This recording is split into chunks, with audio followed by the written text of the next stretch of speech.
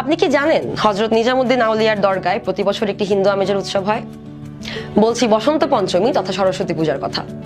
নিজামুদ্দিন আউলিয়া অবিবাহিত ছিলেন।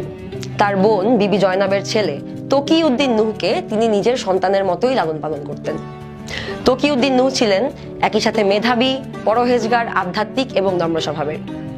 নিজামুদ্দিন আউলিয়ার সন্তানতুল্য এই ভাগ্নে গুরুতর অসুস্থ হয়ে মারা গেলে তিনি এতই দুঃখী হয়ে পড়েন যে লোকজনের সাথে স্বাভাবিকভাবে কথাও বলছিলেন না।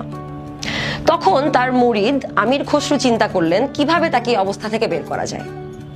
একদিন আমির খসরু দেখলেন বাইরে কিছু মানুষ হলুদ পোশাক পরা, হাতে হলুদ ফুল, গান গাইতে গাইতে, ঢোল বাজিয়ে তারা মন্দিরের দিকে যাচ্ছে। দিনটি ছিল মা সরস্বতীকে উৎসর্গ করা বসন্ত পঞ্চমী।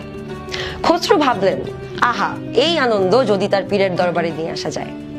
তখন তিনি করলেন একটি মজার কাজ।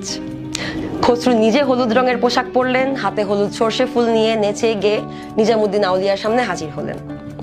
যা ভাবা হয়েছিল তার চেয়েও বেশি কিছু ঘটল। নিজামুদ্দিন আউলিয়া শুধু খুশিই হলেন না, আবেগে কেঁদে দিলেন। আর সেই থেকেই শুরু হলো এক অসামান্য রেওয়াজ। আজ প্রায় 700 বছর ধরে প্রতি বসন্ত পঞ্চমীতে শুধু মন্দিরে নয়, হযরত নিজামুদ্দিন আউলিয়ার দরগাতেও ধুমধাম করে এই উৎসব পালন করা হয়। ভক্তরা হলুদ পোশাক পরেন, পাগড়ি পরেন, মাজার হলুদ সর্ষে ফুলে ঢেকে দেওয়া হয়। আমির খসরুর লেখা বসন্তর বিশেষ সুফি কাওয়ালি গাওয়া হয়। ব্যাপারটা অনেকটা সাংস্কৃতিক ও আধ্যাত্মিক উদযাপনের মতো। এই উপমহাদেশের হিন্দু মুসলিম মিলনের এক অনন্য নিদর্শন, যাকে আমরা চিনি গঙ্গা যমুনা তহজিব।